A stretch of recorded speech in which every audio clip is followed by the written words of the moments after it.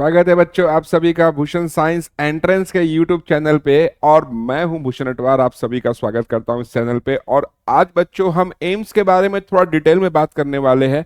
जितने भी बच्चे एम्स से बीएससी नर्सिंग करने का सपना देख रहे हैं वो लोगों के लिए ये वीडियो बहुत इंपॉर्टेंट होने वाला है, क्योंकि इसमें कौन सी एलिजिबिलिटी होगी, कौन बच्चा ये एग्जाम दे पाएगा, गर्ल्स बॉयज, मैथ्स वाला, बायो वाला, किस कैटेगरी के लिए कितना परसेंटेज मिनिमम रिक्वायर्ड है यहां पर एडमिशन के लिए, क्या एग्जाम पैटर्न रहने वाला है, फिजिक्स के कितने क्वेश्चन आएंगे, बायो के कितने आएंगे, केमिस्ट्री के कितने आएंगे, अदर सब्जेक्ट्स कौन से इसमें इंक्लूड है, ये सब हम बात करने वाले हैं। एग्जाम फीस क्या रहने वाली है, एग्जाम डेट क्या रहने वाली है, ये सभी चीजों को इस वीडियो में हम पूरा डिटेल में डिस्कस करने वाले हैं। तो इस वीडियो में अंत तक बने रहिएगा और अगर वीडियो पसंद आए तो लाइक शेयर जरूर कीजिएगा। आइए शुरू करते हैं। सबसे पहले एम्स में आप ये मान लीजिए कि एम्स से बीएससी नर्सिंग करना ये आपके लिए एक सपना है अभी। लेकिन क्या आप जानते हैं 4 साल में अगर आपको सिर्फ 1000-2000 रुपए फीस लग रही है, पूरे 4 साल में अगर आपको 1000-2000 रुपए फीस लग रही है और 80,000 की अगर नौकरी मिलती है, 80,000 रुपए पर मंथ सैलरी वाली अगर नौकरी मिलती है तो वो सपना सिर्फ और सिर्फ आपका एम्स से पूरा हो सकता है। और इसके लिए आपको आज मैं पूरी जानकारी देने वाला हूं। तो देखिए, सबसे पहले मैं आपको यह बता दूं कि एम्स से बीएससी नर्सिंग और पैरामेडिकल ये 2 टाइप के कोर्सेस होते हैं। बीएससी नर्सिंग में सिर्फ और सिर्फ गर्ल्स ही एलिजिबल है। मतलब अगर बीएससी नर्सिंग की बैच में आप जाओगे एम्स के में तो आपको सिर्फ और सिर्फ लड़कियां ही दिखेगी। बॉयज को अगर एम्स से करना है तो पैरामेडिकल करना होगा। Boys are eligible, girls and boys दोनों होते हैं इसमें पैरामेडिकल में, लेकिन बीएससी में सिर्फ गर्ल्स होती है। अब एक मुद्दे की बात यह है कि सर एलिजिबिलिटी क्या रहेगी। तो देखो, बीएससी नर्सिंग करने के लिए आपको 12th पास होना चाहिए। 12th पास होना चाहिए, बीएससी नर्सिंग के लिए बता रहा हूं मैं। 12th पास होना चाहिए। यहां पे आपको फिजिक्स, केमिस्ट्री, बायोलॉजी और इंग्लिश ये सब्जेक्ट्स आपके होने चाहिए 12th में। पीसीबी वाले ही कर सकते हैं। अब मैथ्स वाले पूछेंगे कि सर हम कर सकते हैं क्या? आप भी कर सकते हैं, लेकिन आपको पैरामेडिकल करना होगा। तो पैरामेडिकल में भी आपको 12th पास एलिजिबिलिटी लगेगी, मतलब आपको 12वीं पास करना होगा, प्लस फिजिक्स, केमिस्ट्री, बायोलॉजी या फिर पीसीएम वाले भी बच्चे जो है यहां पर पैरामेडिकल में एडमिशन ले सकते हैं। तो मैथ्स वाले भी एम्स से अपना पढ़ने का सपना पूरा कर सकते हैं। अब अगर मैं कैटेगरी वाइज परसेंटेज की बात करूं कि सर 12th में मेरा 50% है, मेरा 60 है, मेरा 45 है, मेरा 55 है, 75 है, तो क्या मैं एलिजिबल हूं? तो मैं मिनिमम परसेंटेज आपको बताता हूं कि अगर मान लीजिए आप अनरिजर्व्ड,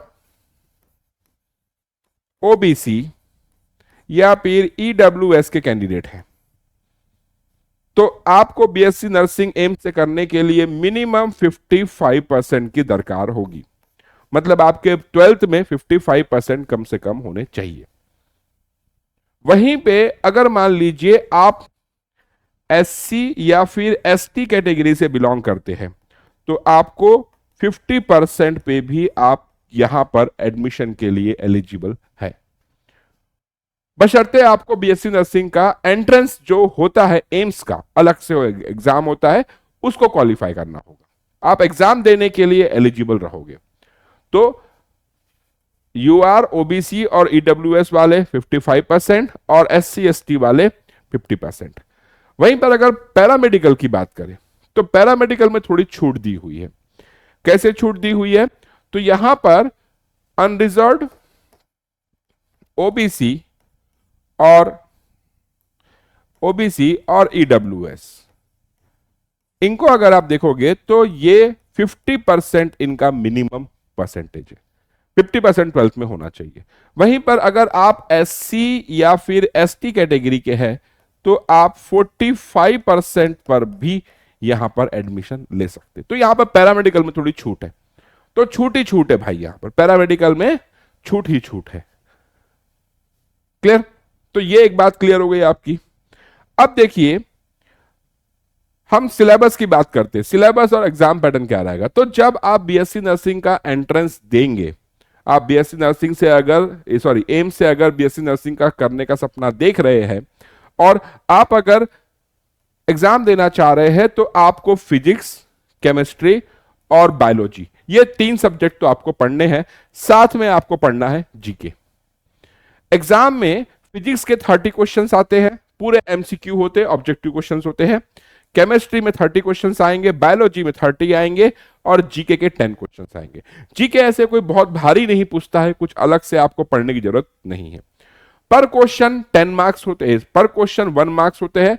तो फिजिक्स के 30 क्वेश्चन के 30 मार्क्स, केमिस्ट्री के 30 क्वेश्चन के 30 मार्क्स, बायोलॉजी के 30 क्वेश्चन के 30 मार्क्स और जीके के 10 क्वेश्चन के 10 मार्क्स। तो टोटल हो गए बेटा 100 मार्क्स।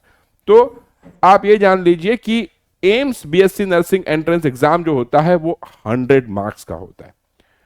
इसके लिए आपको 120 मिनट मतलब 2 घंटे का समय दिया जाता है। तो 2 घंटे में आपको 100 क्वेश्चन सॉल्व करने हैं और यहां कंपटीशन बहुत टफ होता है, क्योंकि मैंने पहले ही बोला कि ये ऐसी संस्था है, एम्स एक ऐसी संस्था है जहां पर आपको 2,000 रुपए फीस में 80,000 रुपए मंथली सैलरी पाने वाले जॉब की तैयारी कराई जाती है।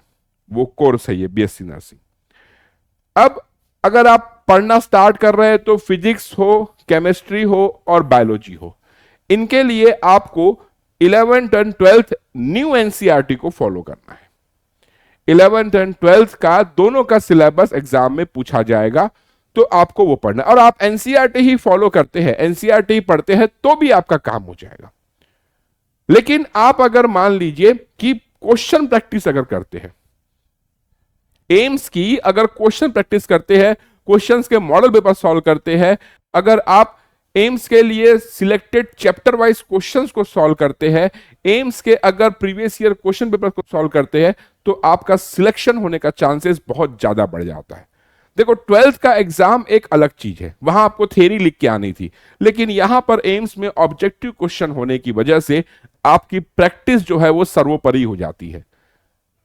आपको क्वेश्चन की प्रैक्टिस करना मस्ट है। तो यहां पर थ्योरी नॉलेज से नहीं चलेगा, यहां पर क्वेश्चन प्रैक्टिस करनी होगी। क्लियर? क्वेश्चन प्रैक्टिस करनी होगी। अब जीके की अगर बात करें तो मैंने जैसे पहले भी बताया आपको कि बेसिक जनरल नॉलेज पूछता है, बहुत ज्यादा कोई स्पेसिफिक नहीं पूछता है, सिंपल जीके पूछा जाता है। अगर आप इसकी कुछ स्पेशल बुक भी नहीं आती है तो आप छोटा मोटा अगर न्यूज़पेपर पढ़ रहे हैं, डेली अगर न्यूज देख रहे हैं, क्योंकि इसमें करंट अफेयर भी कभी कभी पूछ लेता है, तो आप यहां के क्वेश्चंस को सॉल्व कर सकते हैं। न्यूज़पेपर पढ़ते रहिए, न्यूज देखते रहिए, थोड़ा बहुत अपडेट आपको मिल जाएगा, उसी से आपके क्वेश्चन बन जाएंगे। बहुत ज्यादा कोई अलग बुक खरीदने की जरूरत नहीं है। एग्जाम पैटर्न को इसमें मैंने आपको बताया कि 100 क्वेश्चंस में पूछे जाते हैं, टाइम होता है 2 घंटे का, मतलब 120 मिनट आपको मिलते हैं 100 क्वेश्चन के लिए। और जो एग्जाम होता है वो ऑनलाइन होता है, ऑनलाइन सीबीटी मोड पे एग्जाम होता है। ऐसे हार्ड कॉपी बबल बनाने के लिए आपको ओएमआर शीट नहीं मिलती है, इसीलिए एम्स के previous year question paper market में नहीं है। जो जितने भी क्वेश्चन पेपर्स है वह सभी मेमोरी बेस्ड है, यह बात आप ध्यान रखिएगा। क्लियर? अब यहां पर जो एग्जाम होता है वो इंग्लिश और हिंदी दोनों भाषाओं में होता है। तो हिंदी मीडियम का बच्चा हो वो भी यहां पर एग्जाम दे सकता है, और इंग्लिश मीडियम का बच्चा हो वो भी यहां पर एग्जाम दे सकता है। सर इसमें निगेटिव मार्किंग होती है क्या? हाँ होती है। होती कितनी होती है? 0.33। मतलब आपका एक क्वेश्चन गलत होने पे 0.33 मार्क्स जो है वो काटे जाएंगे। अगर लास्ट ईयर मतलब लास्ट एग्जाम 2024 की जो एग्जाम हुई थी एम्स की, उसको अगर देखोगे तो एग्जाम डेट थी 8 जून और 9 जून, और 2025 में जो एग्जाम डेट आई है, 2025 में जो एग्जाम डेट आई है वो आई है 1 जून 2025 और 2 जून 2025। मतलब अप्रोक्सीमेटली आप मान लीजिए कि जून के पहले हफ्ते में ये एग्जाम होनी है, जून के पहले हफ्ते में ये एग्जाम होनी है। क्लियर? फीस, एग्जाम फीस की अगर बात करें तो अनरिजर्व के लिए 2,000 रुपए एग्जाम फीस है। SC ST OBC के लिए 1,600 रुपए एग्जाम फीस होती है। 1,600 रुपए एग्जाम फीस होती है। क्लियर। पेपर के डिफिकल्टी की बात करें तो लो लेवल का पेपर नहीं आता है, नीट जितना टफ भी नहीं आता है, थोड़ा सा मीडियम से टफ के बीच में होता है। तो तैयारी थोड़ी सी पुख्ता करनी होगी। एनसीईआरटी को लगातार पढ़ते रहिए, क्वेश्चन प्रैक्टिस करते रहिए, मॉडल पेपर सॉल्व कीजिए, प्रीवियस ईयर क्वेश्चन पेपर्स को देखिए, चैप्टर वाइज सिलेक्टेड क्वेश्चंस को सॉल्व कीजिए, तो आपकी तैयारी बहुत पुख्ता हो जाएगी। एम्स की एंट्रेंस एग्जाम से रिलेटेड अगर कोई क्वेश्चन है तो इस वीडियो में कमेंट जरूर कीजिएगा, मैं उसका जवाब जरूर दूंगा। अगले वीडियो में फिर मिलेंगे, तब तक के लिए नमस्कार।